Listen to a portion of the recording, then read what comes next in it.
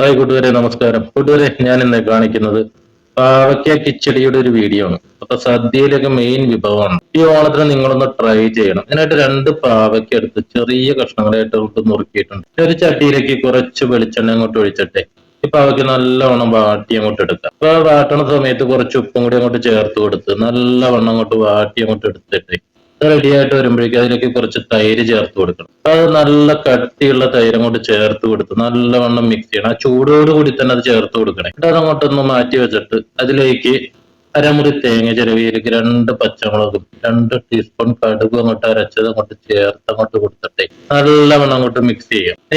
ആ പാവയ്ക്ക വറുത്ത എണ്ണ ബാക്കി ഉണ്ടെങ്കിൽ ആ എണ്ണ എടുത്താൽ മതി. അതിലേക്ക് കുറച്ച് കടുകും 2 വറ്റൽമുളകും കറിവേപ്പില അങ്ങോട്ട് ഇട്ട് താളിച്ച് കഴിഞ്ഞാൽ നല്ല അടിപൊളി പാവയ്ക്ക കിച്ചടി ഇവിടെ റെഡിയാണ്. ഈ വീഡിയോ ഇഷ്ടപ്പെട്ട് കഴിഞ്ഞാല് എന്നെ ഫ്രണ്ട് ആക്കാനായിട്ടൊന്നും